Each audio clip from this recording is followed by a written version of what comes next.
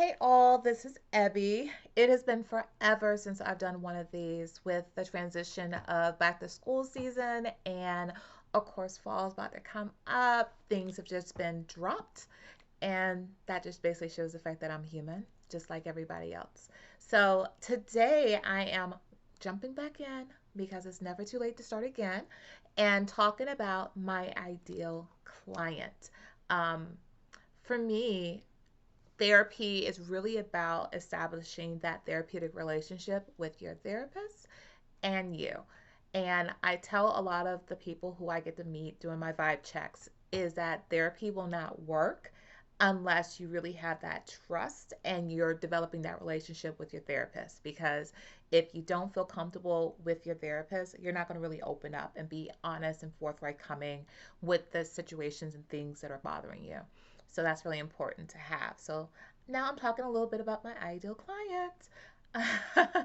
One thing about my ideal client is that they have to make sure that they're comfortable with a person like me. I am very relaxed, professional, but I'm very much down to earth.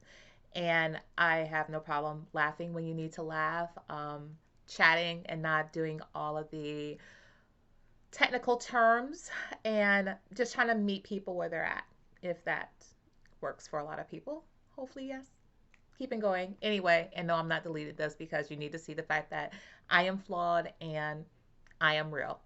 Excuse me, may delete that. um so the first thing that I have is that I need clients who are ready to do the work, who are motivated. Not saying the fact that they're doing it because their mama told them to do it, or their spouse told them to do it, that they really are recognizing that, you know what, something about whatever is in my life or whatever I'm doing is not right, and I'm ready for that change. And motivated to not just say they want to do it, but actually showing up for it. Because with therapy, sometimes it's uncomfortable. Sometimes you're starting to recognize things that you may have never thought about, or talk about stuff that maybe been uncomfortable talking about. So being able to show up each and every time, or mostly, because we're gonna be, mess up sometimes as far as like not showing up. Accidents and mistakes happen, so it is okay. But being committed to still try your best is really important for me as a therapist, to have my clients like that, because if you're motivated, I'm even more invested in you, and I really want to make sure I'm there. Only about it is the fact that if I'm more invested than you are, it's not going to work. You have to be invested in your life more than I am. So, also, I love it when my ideal client is really honest with themselves. And it doesn't matter if you're really truly honest with me, because I'm going to believe everything that comes out of your mouth until you tell me not to. I may challenge you a little bit, but just so I can have more understanding. But you need to be able to be honest with yourself, because how can you grow and meet the goals that you want to meet if you're not being truly honest with yourself? So, being able to be human and not put on a front when you're in therapy is going to be really important for you to continue to develop and grow and become who you need to be in this world for your sake. The next thing I put is my ideal client tends to be tired of the same old.